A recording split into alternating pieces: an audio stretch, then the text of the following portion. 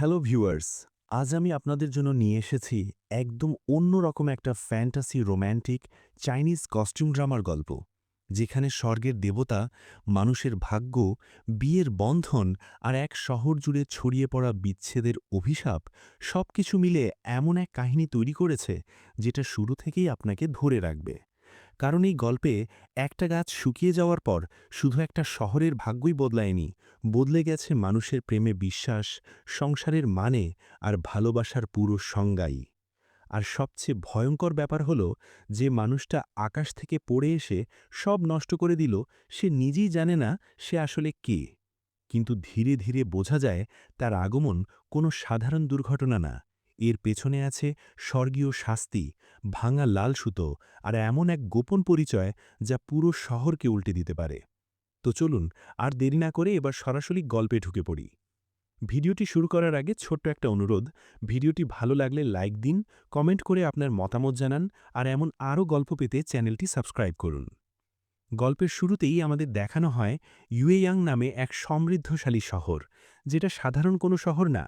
এই শহরকে বলা হয় দা দুয়ান রাজবংশের সবচেয়ে বিশেষ জায়গা, কারণ এখানে বিয়েকে শুধু সামাজিক নিয়ম হিসেবে দেখা হয় না, বরং এটা যেন ভাগ্য, আশীর্বাদ আর স্বর্গের ইচ্ছার সঙ্গে জড়িয়ে আছে।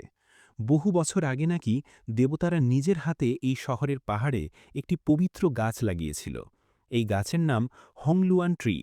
বিশ্বাস করা হতো যে দম্পতি এই গাছের সামনে প্রার্থনা করবে তাদের দাম্পত্য জীবন সুখে শান্তিতে ভরি উঠবে।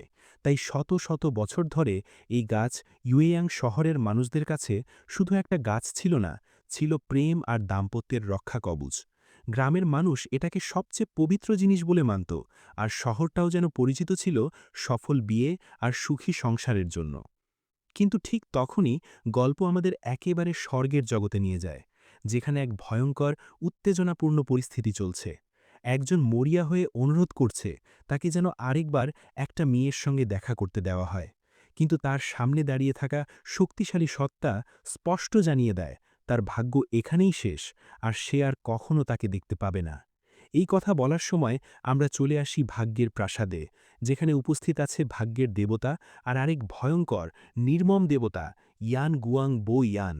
বো ইয়ান স্পষ্টই এমন একজন যে বিচার করতে গেলে কোনো দয়া দেখায় না। তার কাছে আবেগ, কান্না, মিনতি কিছুই কাজ করে না। আর সেখানেই শুরু হয় বিশাল ঝামেলা। বো ইয়ান আর আরেক দেবতার মধ্যে সংঘর্ষ বেঁধে যায়।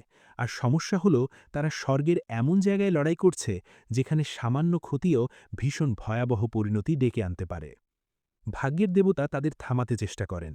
তিনি রাগে ফেটে পড়ে বয়ানকে বলেন, যদি লড়াই করতেই হয় বাইরে গিয়ে করো, এখানে নয়। কিন্তু বয়ান সেই কথা শোনার লোক না। একটা পর্যায়ে দেখা যায় সে এমনই ভয়ঙ্কর যে কাউকে সমুদ্র কারাগারে যুগের পর যুগ বন্দী করে রাখার আদেশ পর্যন্ত দেওয়া হয়। সবকিছু মিলিয়ে এক বিশৃঙ্খল অবস্থা তৈরি হয়। বইয়ানকে সোজাসুজি বলা হয় সে ক্ষতি করে শুধু পার কাবে না, কারণ লড়াইয়ের সময় সে কেবল কোনো জিনিস ভাঙচুর করেনি, সে ভেঙে ফেলেছে প্রেমিক প্রেমিকাদের লাল সুতো। আর এই লাল সুতো ভাঙা মানে শুধু কয়েকটা সম্পর্ক নষ্ট হওয়া না, এর মানে পুরো মানব জগতের প্রেম ভাগ্য বিপর্যস্ত হয়ে পড়বে। বয়ান ভেবেছিল ক্ষতিপূরণ দিলেই সব শেষ, কিন্তু না, স্বর্গীয় সিদ্ধান্ত হয় তাকে মানুষের জগতে নেমে গিয়ে এই বিপর্যয়ের প্রায়শ্চিত্ত করতে হবে। অর্থাৎ মানুষের প্রেম আর বিয়ের দুর্ভাগ্য নিজ হাতে ঠিক করতে হবে। এই শাস্তির মধ্যেই লুকিয়ে আছে ভবিষ্যৎ গল্পের আসল রহস্য। এরপর ১ বছর কেটে যায়। এবার আমরা পরিচিত হই গল্পের নায়িকা সাংগুয়ান ইয়ার সঙ্গে। সে নিজেই নিজের পরিচয় দেয়। সে একজন ম্যাচমেকার, অর্থাৎ মানুষকে জোড়া লাগানো, বিয়ে ঠিক করা, এই কাজটাই তার পারিবারিক ঐতিহ্য। তার পরিবারের ৩ প্রজন্ম ধরে ম্যাচমেকিং ব্যবসা চলছে। এমনকি আগের সম্রাটও তাদের নাম্বার ১ ম্যাচমেকার উপাধি দিয়েছিলেন। ফলে ইউয়েয়াং শহরে সাংগুয়ান পরিবারের সম্মান ছিল আকাশ ছোঁয়া। কিন্তু ইয়া কখনো ভাবেনি ১ বছর আগে হোংলুয়ান ট্রি শুকিয়ে যাওয়ার পর সবকিছু এমনভাবে বদলে যাবে। গাছটা হঠাৎ শুকিয়ে মরার পর যেন পুরো শহরের বিয়ের ভাগ্য ভেঙে পড়ে। আগে যেখানে মানুষ সংসার বাঁচাতে লড়ত, এখন সেখানে সবাই ডিভোর্সের জন্য ছুটছে। রাস্তায় রাস্তায় আমরা শুনতে পাই অদ্ভুত সব কথা। কেউ বলছে ডিভোর্স এখন গ্লোবাল ট্রেন্ড, কেউ বলছে বিয়ের পর সুখ নয়, বরং একা থাকাই শান্তি। এমনকি শহরে খোলামেলাভাবে হ্যাপি ডিভোর্স অফিস চলছে। হাসি মুখে মানুষ বিচ্ছেদ নিচ্ছে। এক নারী তার স্বামীকে বলছে, তুমি এখন আগের থেকে আরও ভালো হয়ে গেছো, তাই ভয় হচ্ছে পরে যদি ডিভোর্স দিতে না পারি। আরেকজন শেষবারের মতো জিজ্ঞেস করছে, তুমি কি কখনো আমাকে ভালোবেসেছিলে? উত্তরে দুজনেই ঠান্ডা গলায় বলে, না, কখনো না। এই দৃশ্যগুলো যত মজার ততটাই অস্বস্তিকর, কারণ এখানে সমস্যা ব্যক্তিগত না, পুরো শহরটাই যেন ভালোবাসার বিপরীতে দাঁড়িয়ে গেছে। এমনকি সিঙ্গেল হওয়াটাই এখন গর্বের বিষয়। দোকানে দোকানে একাকিত্বের প্রতীক রিং বিক্রি হচ্ছে, যেগুলো শুধু অবিবাহিতদের জন্য। প্রতিশ্রুতি দেওয়া হচ্ছে, এ জীবনে আর কাউকে ভালোবাসা হবে না। চারিদিকে পোস্টার ঝুলছে, single life is best, divorce office, একলা থাকাই সবচেয়ে সুখের। শহরে সিঙ্গলস ক্লাব নামে একটা শক্তিশালী সংগঠন পর্যন্ত গড়ে উঠেছে। তার নেতা ওয়ান ইয়ান মিরমিং। লোকটা নিজেকে খুব শিক্ষিত, আধুনিক আর সমাজ সংস্কারক হিসেবে তুলে ধরে। মঞ্চে দাঁড়িয়ে সে ঘোষণা করে, তাদের লক্ষ্য হল পুরনো বিয়ে সংসারের ধারণা ভেঙে দিয়ে 1 বছরের মধ্যে ইউয়েয়াং শহরকে পুরো সিঙ্গেলদের শহরে পরিণত করা। তার কথা শুনে ভিড় হাততালি দেয়। মানুষজন যেন সত্যিই বিশ্বাস করতে শুরু করেছে, প্রেম মানে দুর্ভাগ আর একা থাকাই মুক্তি। এখানে দাঁড়িয়ে সাংগুয়ান ইয়া যেন একা একজন সৈনিক। ইউয়েয়াং শহরের শেষ সত্যিকারের ম্যাচমেকার হিসেবে সে ঠিক করে, নিজের পরিবারের সম্মান বাঁচানোর জন্য তাকে কিছু একটা করতে হবে। তাই সে একটা বিশেষ ম্যাচমেকিং ইভেন্টের আয়োজন করে।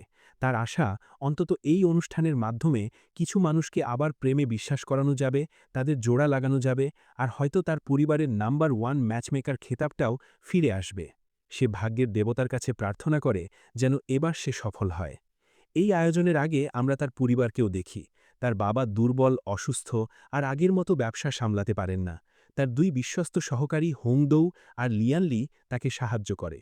ইয়া খুব সতর্ক, কারণ সে জানে ওয়ান ইয়ান মিরমিংয়ের লোকজন তার অনুষ্ঠানে গোলমাল করতে পারে। তাই সে হোংদৌ আর লিয়ানলিকে বলে সাবধান থাকতে। লিয়ানলি অবশ্য প্রচণ্ড আত্মবিশ্বাসী, বলে দেয় কেউ এলে একা একজন হলেও সামলে দেবে, দুজন এলে ডাবল মেরে দেবে। কিন্তু ইয়ার মুখ দেখে বোঝা যায় সে বাইরে যতটা শক্ত, ভেতরে ততটাই টেনশনে আছে, কারণ এটা তার শেষ চেষ্টা হতে পারে। অবশেষে অনুষ্ঠান শুরু হয়। পুরো ব্যাপারটা অনেকটা খেলার মতো সাজানো। মানুষজন ছবি বেছে নিচ্ছে, নম্বর মেলানো হচ্ছে, পছন্দ অপছন্দ জানানো হচ্ছে। ইয়ার কৌশলটা মজারও, আবার নাটকীয়। সে চায় সবাই ভাগ্য আর মিল খুঁজে একটা সুন্দর অভিজ্ঞতা পাক। কিছুক্ষণ দেখেও মনে হয় হয়তো এবার সত্যি সে সফল হবে। কিন্তু ঠিক তখনই গল্পে বাজ পড়ে। একটা কালো ছায়ামূর্তি হঠাৎ কোথা থেকে যেন ওপর থেকে সোজা নেমে এসে পুরো অনুষ্ঠানের ওপর আছড়ে পড়ে। মুহূর্তের মধ্যে ছাদ ভেঙে যায়, সাজানো আয়োজন তছনছ হয়ে যায়, মানুষ আতঙ্কে চিৎকার করতে থাকে। আর যেটা আরও ভয়ঙ্কর, এই বিশৃঙ্খলার সুযোগে জনতার মধ্যে কেউ চিৎকার করে ওঠে, নাম্বার 1 ম্যাচমেকার আসলে প্রতারক। সঙ্গে সঙ্গে উত্তেজিত মানুষ রিফান্ড চাইতে শুরু করে। তারা চেঁচাতে থাকে, টাকা ফেরত দাও, টাকা ফেরত দাও। ইয়া হতভম্ব হয়ে যায়। সে বুঝতেই পারছে না ঠিক কী হলো। একদিকে অনুষ্ঠান ভেঙে পড়েছে, অন্যদিকে সবাই তাকে প্রতারক বলে তাড়া করছে। মুহূর্তের মধ্যে তার শেষ আশা ভস্ম হয়ে যায়। এবার সে সেই কালো ছায়ামূর্তির দিকে তাকায় যে আকাশ থেকে পড়েছে। লোকটা জ্ঞান হারানো, অদ্ভুত পোশাক পরা আর অবাক করার মতো সুদর্শন। ইয়ার মা তো লোকটাকে দেখে এক মুহূর্তের জন্য থমকে যায়। কিন্তু ইয়ার মাথায় তখন একটাই হিসাব, এই লোক তার ব্যবসা ধ্বংস করেছে, তার বাড়ির ছাদ ভেঙেছে, আর তাকে হাজার মানুষের সামনে অপমানিত করেছে। সে জানতে চায় লোকটা কে, কিন্তু জ্ঞান ফিরে আসার পর লোকটা আরও অদ্ভুত কথা বলে। সে কিছুই মনে করতে পারে না, নিজের নামও না, কোথা থেকে এসেছে সেটাও না, অর্থাৎ সে পুরোপুরি স্মৃতিভ্রষ্ট। ইয়া প্রথমেই ধরে নেয় তাকে ওয়ান ইউয়ানমিং পাঠিয়েছে সব নষ্ট করার জন্য, কিন্তু লোকটার আচরণে সেটার প্রমাণ মেলে না। সে সত্যিই বিভ্রান্ত, যেন নিজের অস্তিত্ব নিয়েই সন্দেহে আছে। কিন্তু ইয়ার কোনো সহানুভূতি নেই, কারণ তার কাছে মূল সমস্যা একটাই, টাকা। এই লোক তার বিশাল ক্ষতি করেছে, তাই তাকে ক্ষতিপূরণ দিতেই হবে। সে যখন ক্ষতির অঙ্ক বলে, ৫৮ তায়েল, ৩ চিয়ান, ২ ফেনের মতো, লোকটা অবিশ্বাস্য মুখে তাকায়। তার মনে হয় স্মৃতি হারিয়েছে বলে তাকে ব্ল্যাকমেল করা হচ্ছে। কিন্তু ইয়া আরও ক্ষেপে যায়। সে বলে এত লোক তার অনুষ্ঠান ভণ্ডুল হওয়ার জন্য টাকা ফেরত চাইছে, আর বাড়ির ক্ষতি তো আলাদা।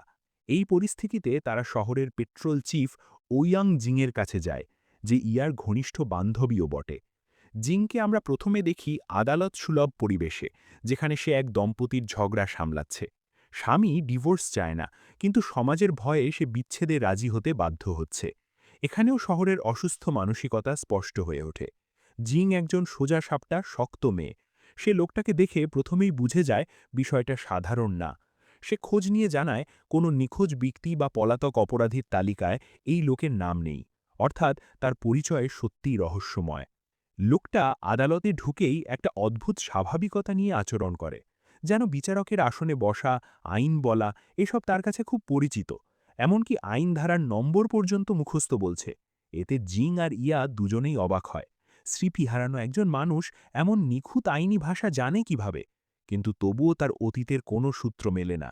জিং শেষমেশ বলে তাকে জেলে ভরা যেতে পারে, কিন্তু তাতে ইয়ার টাকা ফেরত মিলবে না। তাই আপাতত সবচেয়ে বাস্তব সমাধান হলো লোকটাকে ইয়ার বাড়িতেই রাখা হোক। পোশাক আশাক দেখে সে গরিব মনে হয় না, হয়তো কদিন পর স্মৃতি ফিরে এলে নিজের পরিচয় জানা যাবে, তখন ক্ষতিপূরণও আদায় করা যাবে।